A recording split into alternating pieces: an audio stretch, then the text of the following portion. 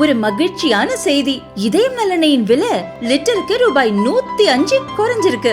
September 2023ல 1 litre இதயம் நல்லெண்ணெயின் அதிகபட்ச விலை ரூபாய் 503. ஆனா இப்ப 1 லிட்டர் இதயம் நல்லெண்ணெயின் விலை ரூபாய் 398 மட்டும்தான் தமிழ்நாட்டுல. அப்ப இனிமே எல்லாரும் இதயம் நல்லெண்ணெய் வாங்கலாம் இல்ல? 7 தலைமுறைகள் பாரம்பரியமிக்க ஒரே சித்த மருத்துவ ஸ்தாபனம் சேலம் சிவராஜ் சித்த வைத்தியசாலை. இப்பொழுது சேலம், ஈரோடு, சென்னை, ஹொசூர், திருப்பத்தூரில் தினசரி மருத்துவரை சந்திக்கலாம். தொடர்புக்கு 9842722500.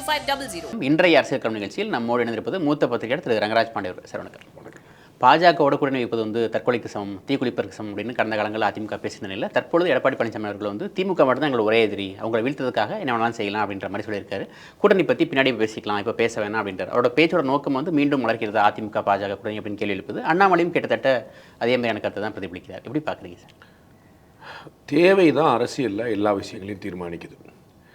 நான் பலமுறை சொன்னது போல் பாஜக கூட்டணி வேண்டாம் அப்படின்னு திரு இபிஎஸ் முடிவெடுத்ததற்கு எந்த நியாயமான காரணமும் இல்லை. அது 2024 ஒரு பெரிய வாய்ப்பை முதல் முறையாக தவற விட்டார்னு நம்ம சொல்லியிருக்கிறோம். அது அதற்கு முன்னாடி கூட அசம்பிளி கூட பிரயோஜனப்படுச்சா இல்லையான்னு சொல்ல முடியாது. 24 மக்களவைத் தேர்தல், பார்லிமெண்ட்டில் மோடி வரப்போகிறாருங்கிறது குழந்தைக்கு கூட தெரிஞ்ச விஷயமா இருந்துச்சு. ஸோ 400ன்னு பிளான் பண்ணும்போது அவங்க ஆட்சி அமைப்பாங்கன்னு யாரும் குழப்பம், 240 தனியாகவே நிற்கிறாங்க. ரைட், அப்போ அவ்வளோ பெரிய கட்சியாக இருக்கும்போது அப்போ நம்மளும் கூட சேர்ந்தோம்னா இன்றைக்கி நம்ம ராஜாவாக இருக்கலாம், 15 எம்பி இருந்திருக்கலாம், 3 மந்திரி இருந்திருக்கலாம் அப்படின்னு நம்ம இருந்திருக்கலாம். அப்போ இதை எப்படி தவற விட்டார்னு புரியவே இல்லை.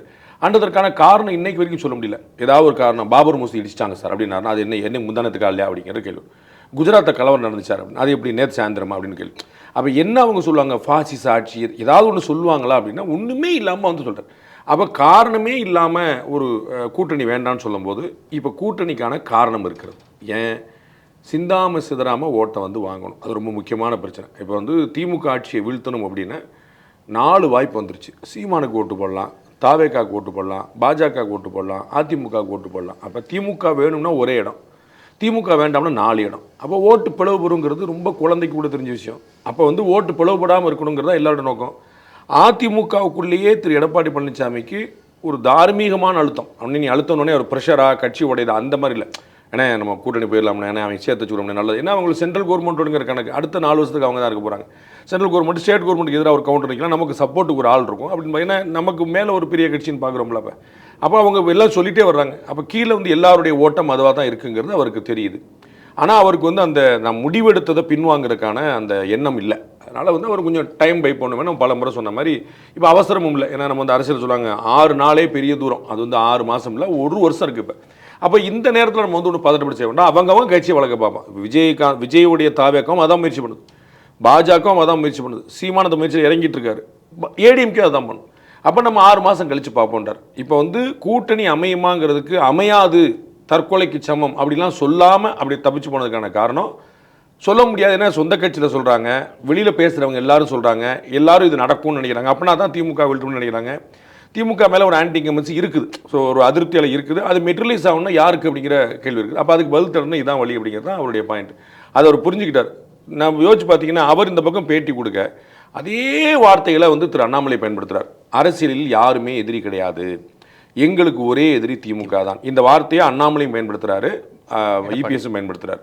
அப்போ அவங்களுக்கு புரிஞ்சு வச்சு எல்லாருக்குமே திரு அண்ணாமலை ரொம்ப ரிஜிடாக இருந்தாலும் சொல்லிட்டு இருந்தவங்க எல்லாருமே ஒன்று கவனிச்சிருப்பாங்க. அவர் லண்டன் போயிட்டு வந்த பிறகு இன்னும் கொஞ்சம் நிதானம் ஆகிட்டார் அப்படிங்கிற பார்க்கணும். அப்போ அவர் இதே மாதிரி இப்போ எப்படி இபிஎஸ் அவர்கள் சொன்னாரோ அதே போல் அவர் லண்டன் பயணத்துக்கு போகிறதுக்கு முன்னாடி நடந்த பொதுக்கூட்டத்தில் அவர் என்ன பேசுனாங்கிற பார்க்குறோம். ஸோ அந்த மாதிரியான ஒரு தாக்குதல்கள் இப்போ குறைஞ்சிருக்குங்கிற பார்க்குறோம். அப்போ அவங்களுக்கு ஒரு தேவை, காலம் ஒரு தேவை ஏற்படுது.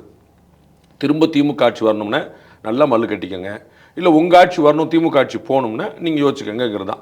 அப்போ இன்னுமே கூட அவங்க இப்போ தானே அந்த ஒரு சண்டை போட்ட புருஷன் பொண்டாட்டி இல்லையா, அப்போ ரொம்ப கொஞ்சம் முறைச்சிட்டு தான் இருப்பாங்க. அதனால் அவரை பற்றி என்கிட்ட பேசாத அப்படி தான் சொல்லுவாங்க. அதுதான் பாஜக கீஜாக்க எல்லாம் அப்புறம் பேசுங்க அப்படின்னு வார்த்தை பயன்படுது. அதெல்லாம் அப்புறம் பார்த்துக்கணும், அவங்கள பற்றிலாம் என்கிட்ட பேசாதீங்கன்னு சொல்லல, புரிஞ்சுங்களா? அதெல்லாம் அப்புறம் பேசுங்க. ஆமாம், அப்போ இன்னும் காலம் கணிட்டுங்கிறது. அப்போ அதுக்குள்ளே இவங்களுக்கு திரு இபிஎஸ்க்கு கான்ஃபிடன்ஸ் வந்துருச்சு, நம்ம நல்லா அடிச்சிடலாம் அப்படின்னு. விஜய் கட்சி தாவேக்கா சேர்ந்துருச்சு அப்படின்னா அவருக்கு தேவையில்லை. அவருடைய ஃபர்ஸ்ட் ப்ரிஃபரன்ஸ் இன்னமும் விஜய் தான். இந்த பேட்டிக்கு பிறகும் அவருடைய நோக்கம் விஜய் தான்.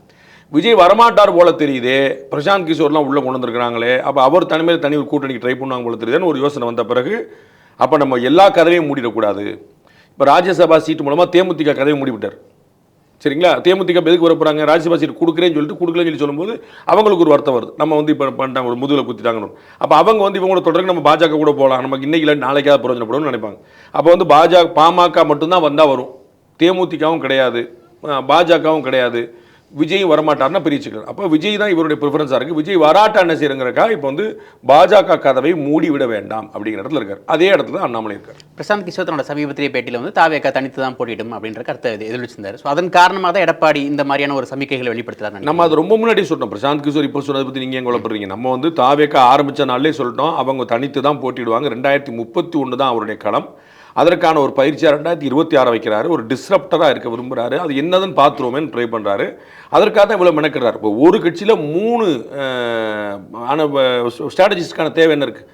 ஜானோரே கிசாமி ஏற்கனவே வச்சிருக்காரு, அதை ஒரிஜினா அப்புறம் கூட்டு வராரு. அவர் போய் வந்து பிரசாந்த் கிஷோரை கூட்டு வராரு. Prashant Kishor I will help him to form the கவர்மெண்ட்ன்றார். அப்போ இவ்வளோ மெனக்கிட வேண்டிய அவசியம் இல்லை. எல்லாத்துக்கும் ஒரு 100 செலவழிக்கணும்ல. இப்போ ஜானோரே கிசாமியுடைய டீமுக்குன்னு அவருக்கு ஒரு 100 செலவழிக்கணும்ல. பிரசாந்த் கிஷோரை கூட்டு வந்து அவருக்கு ஒரு 100 ஓசி வர மாட்டார்ல. அவருக்கு நான் சொல்கிறேன் 350 கோடியா 400 கோடியாங்கள 10 கோடியாவது கொடுக்கணும்ல. அப்போ இந்த மெனக்கடல் எதுக்கு? ரைட். அப்போ வந்து அவர் he is very serious about that நான் சொல்ல வரேன். இதை நம்ம முதல்ல சொல்லிட்டு இருக்கோம். அவர் வந்து என்னைக்கு வந்து நம்ம தலைமையில் அவர் நம்பி வருவாங்கன்னு சொன்ன போல இருந்து இந்த பாயிண்ட் நம்ம மாற்றி சொல்ல. அப்போ அவருடைய நோக்கம் இப்போ இல்லை. ஆனால் ஒருவேளை எல்லாமே வந்து சரியில்லாமல் போச்சு, நம்ம நினச்ச மாதிரிலாம் வண்டி ஸ்டார்ட் ஆகலை சார், எல்லாம் தொஞ்சிருக்கு, யாருமே கூட்டணி சேரல, காங்கிரஸ் வரல, கம்யூனிஸ்ட் வரல, மதிமுக வரல, விசிக வரல, திமுக கூட்டணி உடையலை, nothing is going positive towards us அப்படின்னா அவர் ரீதிங் பண்ணுவார். அதுவும் எப்போ நடக்குங்கிற முன்னாடி சொல்லிட்டோம். அதை தான் பிரசாந்த் கிஷோர் சொன்னார், டிசம்பர் ஜனவரிக்கு முன்னாடி இல்லைன்னு. அதே வார்த்தையை தான் அண்ணாமலை சொல்லியிருக்காரு, அதே வார்த்தையை தான் இப்போ சொல்லியிருக்காரு. கட்சி நலனுக்காக எடப்பாடி இப்படி இறங்கி வந்திருக்காருன்னு நினைக்கிறீங்களா? இல்லை அதிமுகலே ஏற்பட்ட அழுத்தம்? எஸ்பி வேலுமணி வந்து அமித்ஷாவை சந்திச்சிருக்காரு, சசிகலாவும் அமித்ஷா. எடப்பாடி பழனிசாமிக்கு வந்து கட்சி நலன் ரொம்ப முக்கியம். கட்சி தான் அவருடைய அடையாளம். சரிங்களா? அது கட்சி வேண்டாம்னு முடிவு பண்ண. ஆனால் செல்ஃப் ஃபர்ஸ்ட்டுங்கிறது எப்பயுமே எல்லாருக்குமே இருக்கும். பிஜேபியில் ஒரு தத்துவம் சொல்லுவாங்க, nation first, party organisation second, self last அப்படின்னு சொல்லுவாங்க. ஆனால் நீங்கள் அரசியல்வாதிகள்ட்ட அப்படி எதிர்பார்க்க முடியாது. நார்மல் அவங்களுக்கு செல்ஃப் ஃபர்ஸ்ட். அண்ணாமலே தன்னை முன்னிலைப்படுத்துறாரு. அப்படி எல்லாருக்குமே செல்ஃப் ஃபர்ஸ்ட் தான் இருக்கும். அப்போ அதிமுகவிலே ஆகச்சிறந்த தலைவர் எடப்பாடி பழனிசாமி அப்படிங்கிறத அவர் முன்னிறுத்துவார். அப்போ என்னுடைய ராஜதந்திர வியூகங்கள்லாம் வெற்றி கொடுக்குதுன்னு அவர் விரும்புவார். அப்போ சசிகலாவை அவர் நீக்கினது வந்து ஓரளவு வரவேற்பை பெற்றது. ரைட்டு அப்படின்னு அவங்களுக்கு தான் ஒரு நெகட்டிவ் இமேஜ் வந்து ஃபார்ம் ஆயிருந்துச்சு. டிடிவியை தூக்கினோடனே கொஞ்சம் ஜெர்க்கானாங்க. ஓபிஎஸ் தூக்கினோடனே அப்செட் ஆகிட்டாங்க. என்னங்க இது அப்படின்னு. ஏன்னா ஓபிஎஸ் வந்து அப்படி ஹார்ம்ஃபுல்லாக பண்ணி செஞ்சு பழகினவரில் ஒரு தடவைக்கு 2 தடவை சேர்ந்தவர். அப்போ என்னங்க இது அப்படி இன்னும் ஒன்று. அப்போ பிஜேபிக்கும் அது வந்து இன்னும் மோசமாக போச்சு. என்னங்க நல்லா கூடவே தானே சுற்றிட்டு இருந்தாங்க, ஒன்றும் பிரச்சனை இல்லை, என்னங்க பிரச்சனை. அப்போ இது வந்து நம்முடைய ராஜதந்திரம் நெகட்டிவாக போகுதுங்கிற கவலை இருக்குது. ஆனால் நெகட்டிவாக போகக்கூடாதுங்கிற ஒரு முனைப்பு இருக்குது. அதனால் அவர் திரும்பவும் விஜய்க்கு தான் ட்ரை பண்ணுவார். இந்த பிஜேபி கூட இணைந்து ஒரு போராட்டம் ஆர்ப்பாட்டம் இணைந்து செயல்படுதுங்கிறத என்னுடைய கணக்கில் நியர் ஃபியூச்சரில் பண்ண மாட்டார். அவருக்கும் இதே மாதிரி விஜய் மாதிரியே நமக்கு வேறு வழியே இல்லைன்னா அப்போ வந்து திரும்பி விஜய்ட்டு தான் போவார். விஜயோடைய ஆப்வியஸ் சாய்ஸாகவும் ஏடிஎம்கே தான் இருக்கும். ஏன்னா விஜய் வந்து பிஜேபி கூட சேர முடியாது. ரைட். விஜய் வந்து நாம் தமிழோடு சேர முடியாது. திமுக கூட்டணி உடையல. அவருடைய ப்ரிஃபரன்ஸ் திமுக கூட்டணி உடையாமல் போயிடுச்சுன்னா அவருக்கும் ஏடிஎம்கே ஒன்று தான் வாய்ப்பாக இருக்கும். ஏடிஎம்கே கூட போனார்னா செகண்ட் வேலை. நீங்கள் 50 சீட் வாங்கிக்கோங்க, 60 சீட் வாங்கிக்கோங்க. அப்போ 180 சீட்டு ஏடிஎம்கே, 60 சீட்டு விஜய்னா அப்புறம் திருப்பி நம்பர் 2 தானே. ஸோ அது வேணுமா அப்படிங்கிறத அவங்க வந்து டிசம்பர் ஜனவரி முடிவெடுப்பாங்க. இவர் அது வரைக்கும் காத்திருக்க தயாராக இருக்கா. நம்ம என்ன செய்வோம், அப்போ நம்ம கட்சியை வளர்ப்போம். அப்போ வேலுமணி வேணுன்றார், தங்கமணி வேணுன்றார், ராஜேந்திர பாலாஜி, சேந்திர நிறைய சரி, அப்போ செல்லூர் இந்த மாதிரிலாம் வேணுன்றாங்க போது அவர் வந்து கவனிக்கிறார். அழுத்தம், நான் முதல்ல அந்த வார்த்தை அழுத்தம்னா அவர் நீங்கள் இருக்கீங்களா நாங்கள் வெளியே போவா அப்படிங்கிற அழுத்தம் இன்னும் வரல. அது வந்து 2026 மேக்கு அப்புறம் தான் வரும். இல்லை, செங்கோட்டையன் ரிவோல்ட் பண்ணுறாரு. எஸ்பி வேலுமணி வந்து அமித்ஷாவை சந்திச்சு பேச. செங்கோட்டையன் ரிவோல்ட் பண்ணலை, நான் மாற்ற மாட்டேன். சரிங்களா? செங்கோட்டையன் அதிருப்தியில் இருக்கிறாரு. அந்த அதிருப்தி வந்து ரிவோல்ட்டுங்கிறது வேற வார்த்தை. சந்திக்க கூட இல்லை சார். செங்கோட்டையன் பற்றி கேட்கறதுக்கு பதில் சொல்லாமல் கடந்து போறாரு எடப்பாடி. அதெல்லாம் வந்து ஒரு பேசினா வளரும்லங்க. நீங்கள் ஏதோ வார்த்தைக்கு வார்த்தை பிடிப்பீங்களே. நீங்கள் என்ன சொல்றீங்க, அவர் மாட்டேன்னு சொல்லலையே அப்படின்னு. பிஜேபி அலையன்ஸ் வந்து மாட்டேன்னு சொல்லலையே, அவர் வந்து அப்புறம் பேசுங்கன்னு சொன்னார். ஒரு வார்த்தைக்கு வார்த்தை அப்படிலாம் நீங்கள் திரு எடப்பாடி பழனிசாமி அவர் ஒரு நாஞ்சில் சம்பத்து போல, ஒரு காளிமுத்து போல, ஒரு வைரமுத்து போல, ஒரு வைகோ போல, ஒரு சீமான் போல பேச்சுக்காக அறியப்பட்டவர் கிடையாது. புரியுங்களா? அவர் வந்து சாமானிய பாஷையில் தான் பேசுவார். அவருக்கு வந்து வாக்கியமைப்பே சாதாரணதாக இருக்கும். அப்போ ஒரு வார்த்தையை விட்டுருவார், நீங்கள் படக்குன்னு அந்த வார்த்தையை பிடிச்சிக்கிடுவீங்க. அப்படிலாம் அவர் வந்து வார்த்தையில் விளையாடக்கூடிய ஆள் கிடையாது. அவருக்கு அது தெரியாது. அவர் சாதாரணமாக பேசுவார். அப்புறம் பார்த்துக்கலாங்க. இப்போ சொல்கிறாங்க பாஜக கீஜாக்காங்கிறதே கூட அவர் வந்து ஒரு லூஸ் டாக்கில் விட்டது தான். அவர் வந்து அதை தவிர்த்துருப்பார். பாஜக தாவேக்காலாம் அப்புறம் பேசுங்க சொல்லியிருந்திருப்பார். நான் நினைச்சது வேற, டக்குன்னு சாதாரணமாக பேசும்ல பாஜக கீஜாக்கெல்லாம். அப்போ பாஜக கீஜாக்கானா உங்களுக்கு ஆக்சுவலாக விமர்சனமாக படும். ரைட். அவர் வந்து ஒத்தி தான் வைக்கிறார் மாட்டு. அதனால விமர்சனம் இல்லை, சாமானிய பாஷையில் பேச. அதனால நீங்கள் வந்து ஒவ்வொரு வார்த்தைக்கு நீங்கள் அப்படி அர்த்தம் பண்ணிக்க வேண்டியதில்லை. சிவராத்திரி விழாக்கு வந்து கோவை வந்து அமித்ஷா வந்து எஸ்பி வேலுமணி தனியாக சந்திச்சு பேசினா சொல்லப்பட்டது. எஸ்பி வேலுமணியோட பையன் கல்யாணத்தில் வந்து அண்ணாமலை அவர்கள் கலந்துக்கிறாங்க, எல்முருகன் கலந்துக்கிறாங்க, தமிழிசை கலந்துக்கிறாங்க. ஸோ ஒரு இணக்கம் வந்து தன்னை மீறி வந்து ஏற்படுது அப்படின்றத எடப்பாடி புரிஞ்சுக்கிட்டதுனால அதை நோக்கி நகர்றாரான்னு கேட்குறேன். வேலுமணி வந்து ரஜினிகாந்துக்கு கொடுத்தாரு, எனக்கு கொடுத்துருக்கிறார். தனியாக சந்திச்சு பேசினதா சொல்கிறாங்களே. தனியாக பேசுனாங்க. வந்தால் நீங்கள் வாங்கன்னு சொல்ல. நீங்கள் வந்து அமித்ஷா வந்து ஈஷா யோகத்து போகிறாரு, இவரும் ஈஷா யோகத்து போகிறாரு. ரெண்டும் எதிர்பார்த்தா வந்து ஹலோ ஹவாரியும் சொல்லிக்க மாட்டாங்களா, நல்லா இருக்கீங்களா, கட்சி கட்டாயம் பேசுவாங்கல்ல. எப்படி இருக்குது 2026 என்ன ஓடிட்டு இருக்கு எல்லாமே பேசுவாங்கல்ல. எப்படி பேசாமல் இருப்பாங்க? எல்லா கட்சியிலும் பேசுவாங்க. பிரசாந்த் கிஷோர் வேற ஒரு பேரில் சொல்கிறார், சார் எல்லா கட்சிக்காரங்களும் என்கிட்ட பேசுவாங்க. அவர் டிஎம்கேக்கு வேலை பார்த்துருக்காரு, அவர் ஏடிஎம்கேக்கு வேலை பார்த்துருக்காரு, மற்ற கமல்ஹாசனோட தொடர்பில் இருந்தார், விஜய்க்கு வேலை பார்க்க. அப்போ எல்லா கட்சியும் பேசுவாங்கல்ல. அப்போ நீங்கள் அவர்கிட்ட பேசிட்டார், இவர் அப்படி நீங்கள் யோசிக்க வேண்டியதே இல்லை. இன்னைக்கு தெரியும் அவங்க கட்டாயமாக ஏடிஎம்கே பிஜேபி அலையன்ஸை பேசியிருப்பாங்க. நான் சொல்கிறது அதனால் வேலுமணியும் அமித்ஷாவும் சந்திப்பு, செங்கோட்டையின் அதிருப்தி, இதெல்லாம் வந்து கவனிக்க வேண்டிய விஷயம் தான். ஆனால் இதெல்லாம் அவருக்கு ஒரு அழுத்தமாக மாறுது. கட்சி உடைய போது நாளைக்கு ஒரு அலையன்ஸ் வச்சாகணுங்கிற நிலைமை இல்லை. அவர் இன்னமும் தன்னுடைய செல்ஃபை தான் முன்னாடி வைப்பார். அவர் வந்து நம்ம நவம்பர் டிசம்பரில் பார்த்துக்கிடுவோம், கட்சி வளர்ப்போம், நமக்கு எல்லாம் ஃபார்ம் ஆயிடுச்சு. இதே விஜய் நம்ம கூட வந்துட்டாங்கன்னா, ஆக்சுவலாக பார்த்தீங்கன்னா விஜய் வந்து ஏடிஎம்கே கூட சேர்ந்துட்டாருன்னா பிஜேபி தேவையில்லை. அன்னைக்கு இதே வேலுமணி, தங்கமணி, செங்கோட்டை யார் யாரெல்லாம் சொல்லலாம் அவங்க சந்தோஷமாயிருவாங்க. உங்களுக்கு புரியுதுங்களா? அப்போ நல்லா இல்லைச்சு. அப்போ வந்து ஒரு பேச்சுக்கு சொல்கிறேன், ஏடிஎம்கே, விஜய், பாமக, தேமுதிக சரி பண்ணி இல்லாட்டி இந்த மாதிரி எஸ்டிபி இந்த மாதிரி கட்சி வந்து கூட்டணி இருந்துச்சுன்னா அது நல்ல கூட்டணியாக தான் இருக்கும். அப்போ வந்து அன்னைக்கு நீங்கள் சொல்கிற ரிவோல்ட் ஜிவோல்ட் அதெல்லாம் ஒன்றும் நடக்காது. அப்போ இவர் நினைக்கிறாரு விஜய் வந்துட்டா எல்லாம் சரியாயிரும் அப்படின்னு நினைக்கிறார். அதுக்கு முயற்சி பண்ணிகிட்டே இருப்பாங்க, அதுக்கான வாய்ப்புகள் எடுத்துப்பாங்க. அவருக்கு அசைக்க கல் கரையும்பாங்கல்ல, அது மாதிரி ட்ரை பண்ணிட்டே இருப்பாங்க. அது இல்லைன்னா தான் இந்த பக்கம் போவாங்க. ஸோ இவங்க யாருமே வந்து என்னென்ன கூட்டணி சரியா நாங்களாம் வெளியே போவானே அப்படி பேச மாட்டாங்க. அவங்க கூட போனால் நல்லா இருக்கும் தலைவரே அப்படிம்பாங்க, வேண்டாமியா அவங்க பிரச்சனையா அப்படிம்பாங்க. அப்படி தான் ஓடிட்டு இருக்குமே தவிர கழுத்தை நெரிச்சு கான்வர்சேஷன் நீங்கள் வந்து செங்கோட்டையன் கழுத்தை பிடிச்சாரு, வேலுமணி வந்து கையை பிடிச்சாரு அப்படிலாம் நடக்கிறது. பாஜக விரும்புறது வந்து ஒன்றிணைந்த அதிமுகவை. அண்ணாமலை தன்னோட பேட்டியில் சொல்றாரு, அமித்ஷா 2 நாளில் வராரு, அப்போ பல மாற்றங்கள் இருக்கும் அப்படின்றாரு. ஸோ ஆனால் எடப்பாடி வந்து கடைசி வரைக்கும் இந்த ஒன்றிணைந்த அதிமுக நோக்கி நகரதா தெரியல. இப்போ கூட தேனியில் ஒரு பிரச்சார கூட்டத்தில் வந்து எடப்பாடி பேசுறாரு, ஓபிஎஸ் என்ன சீனியர் நீ சொல்லிட்டு இருக்க, உன்னோட நான் தான் சீனியர் அப்படின்னு ஓபிஎஸ் எடுத்து தான் பேசுறாரு. ஸோ ஒன்றிணைப்பை பற்றி அவர் விரும்புறதா தெரியல. பாஜக விரும்புறது ஒன்றிணைந்த அதிமுக. எதை நோக்கி நகரும்னு நினைக்கிறேன்? சரி, ஒன்றிணைந்த அதிமுகவை பற்றி பாஜக பேச முடியாது, ஏன்னா அது வேற. ஆனால் விரும்புகிறாங்களா? அவங்க என்ன, அவங்க வந்து இன்னைக்கு தேதிக்கு திரு டிடிவி தினகரனோடையும் திரு ஓபிஎஸோடையும் நல்ல இணக்கத்தில் இருக்காங்க. நாளைக்கு ஒருவேளை நீங்கள் ஆசைப்படுற மாதிரி அதிமுக பாஜக கூட்டணி அமைஞ்சதுன்னா பாஜக கோட்டால் இவங்கெல்லாம் போயிடுவாங்க. உங்களுக்கு புரியுங்களா? பாஜக கோட்டால் இவங்களுக்கு அதுக்காக எடப்பாடி ஒத்துக்கணும்ல சார்? அது தேவைதான். நான் முதல் வரியிலே சொன்னேன், தேவைதான் எல்லாவற்றையும் தீர்மானிக்கும். எடப்பாடி பழனிசாமி அவர்கள் பாஜக கூட்டணி வேண்டும் முடிவெடுத்துட்டாருனாலே அவர் எல்லா சமரசம் தயாராகிடுவார். ஏன்னா அதுதான் பெரிய சமரசமே. அதற்கு பிறகு வந்து அவர் வந்து நீ ஓபிஎஸ் கூப்பிடக்கூடாது, நீ டிடிவி கூப்பிடாது, சசிகலாவை அவங்க கூப்பிட போகிறது இல்லை, அவங்கள ராஜமாதா அப்படின்னு போட்டு உரைச்சிருவாங்க. அப்படி விட்டுருங்க. யாரும் ஓபிஎஸ் இன்னைக்கு வரைக்கும் சந்திக்கலைங்கிற பார்த்துடணும், டிடிவி இன்னைக்கு வரைக்கும் சந்திக்கலைங்கிற பார்த்துடணும். அவங்களுக்குள்ளேயே ஒரு ஒரு மரியாதையான ஒரு விலகல் இருக்குங்கிற பார்க்குறோம். அப்படியே தான் இருக்கும் அது. அப்போ இன்னைக்கு பேசுறதுங்கிறது ஓபிஎஸ்ஸையும் டிடிவி பற்றி மட்டும்தான். டிடிவி தனி கட்சி, உங்களுக்கு சரியும் புரியுங்களா? அப்போ அதனால அவங்களுக்குள்ள பேசிக்கிட போகிறாங்க, அதில் ஒன்றும் பிரச்சனை இல்லை. ஓபிஎஸ் இவங்க நம்ம கோட்டாவில் கொண்டு வந்து போகிறாங்க. அப்போ வந்து அதிமுகவில் ஒருங்கிணைந்த அதிமுகவை வாங்க, அதிமுக ஒன்றா தானே இருக்குது. அவங்க ஏடிஎம்கே அவங்கள்ட்ட தான் இருக்குது, ரெட்டல சிம்பிள் இருக்குது, கட்சி ஆஃபீஸ் இருக்குது, எல்லாமே அவங்க பேர் இருக்குது, எல்லாமே அவங்க தான் இருக்குது. திரு ஓபிஎஸ் பேர் கூட பயன்படாது சொல்லிட்டாங்களா? அப்போ இந்த ஒருங்கிணைந்த அதிமுகங்கிற வாதம் போயிடுச்சு, அதை பாஜக முன்னிறுத்தாது. இபிஎஸ் வந்து பிஜேபி கூட அலையன்ஸுக்கு ரெடி ஆகிட்டாருன்னா அதை விட பெரிய காம்ப்ரமைஸ் அவருக்கு எதுவுமே இல்லை. மற்றதை பற்றி அவர் கவலைப்பட, நாங்கள் வந்து ஒரு 50 சீட்டு உங்களுக்கு கொடுத்துட்றோம், உங்களுக்குள்ள நீங்கள் எப்படினாலும் பிரிச்சுக்கணும், அப்படி கூட்டணிக்குள்ளே கூட்டணி பண்ணிக்கிடுவாங்க. பிரேமலதா விஜயகாந்த் சொல்கிறாங்க, நாங்கள் தேர்தல் சமயத்திலே வந்து அக்ரிமெண்ட் போட்டோம், ராஜ்யசபா சீட் எங்களுக்கு தான் சொல்லிட்டாங்க, வேட்பாளர் வந்து ஒரே நேரத்தில் அறிவிப்போம் அப்படின்னு பிரேமலதா விஜயகாந்த் சொல்கிறாங்க. எடப்பாடி சொல்கிறார், நாங்கள் அப்படியெல்லாம் ஒன்றும் சொல்லலை, அக்ரிமெண்ட்டில் இருக்கா அப்படின்னு கேட்குறாரு. எதை நோக்கி போகுதுன்னு நினைக்கிறீங்க? பாமக ஒரு பெரிய ஒரு அதிர்ச்சியான விஷயமா தான் இருக்குது. ஏன்னா வந்து பிரேமலதா வந்து இப்போ சொல்லலை, அவங்க வந்து டே 1லேருந்தே சொல்லிட்டு இருக்கிறாங்க. இப்போ ரீசெண்டாக அவருடைய நினைவு நாள் வந்தபோதும் திரும்ப அதை சொன்னாங்க. அப்போ எப்பயுமே மறுக்கலைங்கிறத நம்ம பார்க்குறோம். திரு இபிஎஸ் அவர்கள் மறுக்காட்டா கூட அவர் வந்து திரு ஜெயக்குமார் உள்ளிட்டவங்க கூட வச்சா சொல்லியாவது மறுத்துருக்கலாம். அவங்க எப்பயுமே மறுக்கல. இன்னைக்கு திடீர்னு இபிஎஸ் நேரடி கேள்வி வைக்கும்போது நாங்கள் எங்கே இப்போ சொன்னது வந்து ஒரு ஜோல்ட்டாக தான் தெரியுது, ஒரு அதிர்வாக தான் தெரிகிறது. இவங்க எப்படி ரியாக்ட் பண்ண போகிறான்னு பார்ப்போம். உடனே விஜயகாந்தோடைய ஹேண்டில் வந்து நாளை நமதே சத்தியம் வெல்லும் அப்படின்னு DMDK for TN, DMDK for 2026 போட்டாங்க. அப்புறம் தூக்கிட்டாங்க.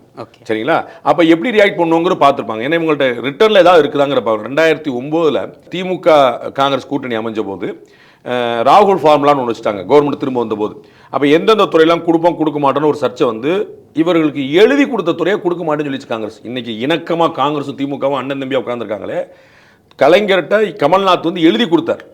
எழுதி கொடுத்ததை கப்பல் போக்குவரத்து மற்றும் தரைவழி போக்குவரத்து ரெண்டும் சேர்த்து கொடுக்குறேன்னு சொல்லி சொன்னதை எழுதி கொடுத்ததை முடியாது, ரெண்டும் தனித்தனி டிபார்ட்மெண்ட் ஏதாவது ஒன்று தான் தர முடியும்னு சொல்லிட்டாங்க. அவர் வந்து எழுதுனதை காட்டினார். இப்படி பண்ணார். மன்மோகன் சிங் தலைமையில் 2வது முறை அமைச்சரை பதவியேற்ற போது திமுக பதவியேற்கவில்லை. புரிஞ்சுங்களா? அப்போ அவர் எழுதுனதை காட்டினார். அதை மாதிரி இப்போ ஏதாவது வந்திருக்காங்கிற பிறகு அவங்க சேர்ந்துக்கிட்டாங்க, முன்னாடி போய் சேர்ந்தாங்க, தட் செப்பரேட் கேஸ். அதை மாதிரி இங்கே ஏதாவது வந்திருக்காங்கிறத இவங்க போட்டு டீல் பண்ணிட்டாங்க. பிரேமலதா அண்ணி வந்து சொன்னாங்கன்னா நமக்கு அது வெளியே தெரியும். பட் நான் புரிஞ்சுக்கிறது, என்னுடைய அப்சர்வேஷன் பார்த்தீங்கன்னா, அவங்க இது நாள் வரைக்கும் அதை ப்ரொஜெக்ட் பண்ணிட்டு இருந்ததை பார்த்தா அவங்களுக்கு ஒரு வாக்குறுதி கொடுக்கப்பட்டிருக்கும் போல தான் தெரிஞ்சது. ஏன்னா இவங்க ஒரு நாள் கூட மறுக்கலை, அவங்களுக்கு எல்லா சந்தர்ப்பமும் இருந்தது.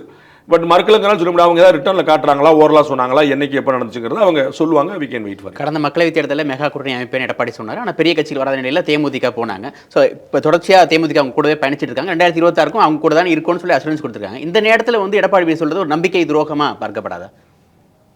பிரேமலதா அவர்கள் இதை ப்ரூவ் பண்ணிட்டாங்கன்னா திரு எடப்பாடி பழனிசாமியுடைய இமேஜுக்கு பெரிய டென்ட்டாக மாறும். அவங்க சொல்கிறதுல ஒரு சால்ஜா அப்படி சொன்னாங்க, நாங்கள் பேசணும், நாங்கள் வந்து அப்படி சொன்னாங்க அப்படின்னு ஒரு உரட்டலாக இருந்துச்சுன்னா அது வந்து தாங்காது. அவர் எழுதி கொடுத்துருந்தாரு, இல்லை இந்த இடத்துல இப்படி சொன்னாருன்னு அவங்க ப்ரூவ் பண்ணிட்டாங்க. ஒரு ஃபோன் கான்வர்சேஷன் ஏதோ ஒரு ப்ரூவ் பண்ணிட்டான்னு வச்சுக்கோங்களேன். இப்படி சொன்னீங்களே சார் அப்படின்னு சொல்லி ப்ரூவ் பண்ணிட்டாங்கன்னா அது வந்து திரு எடப்பாடி பழனிசாமிக்கு பெரிய ஒரு டென்ட்டாக மாறும். ஏன்னா நம்ம ஏற்கனவே பார்த்தோம், சசிகலா, டிடிவி, இவங்க எல்லாத்தையும் ஆதரிச்சவர் அவர். ரைட், சசிகலாவை ஆதரித்தவர், சின்னம்மான்னு சொன்னார், டிடிவிக்காக பிரச்சாரம் பண்ணவர், ஓபிஎஸ் ஒருங்கிணைப்பாளராக ஏற்றுக்கொண்டவர், அவங்க 4 பேரை விட்டார், பாஜக கூட்டத்தில் இருந்தவர், எல்லாத்தையுமே வரிசையாக கழட்டி விட்டு வரும்போது தேமுதிகவுக்கு நான் கொடுத்த ப்ராமிஸை மீறிட்டேன்னு ஒன்று ப்ரூவ் ஆச்சுன்னா அது அவருக்கு பெரும் பின்னடைவாக மாறும். நம்பிக்கைக்குரிய விஷயம் ஆள் இல்லை அப்படிங்கிற மாதிரி தோணும். ஆனால் ப்ரூவ் பண்ணாதான், ப்ரூவ் பண்ணலன்னா அவங்களா சும்மா சொல்லிக்கிட்டு இருக்காங்கிற மாதிரி போகலாம். நீங்கள் சொல்கிற மாதிரி ஜெயக்குமார் உட்பட எத்தனையோ பேர் இருக்காங்க பதில் சொல்கிறதுக்கு.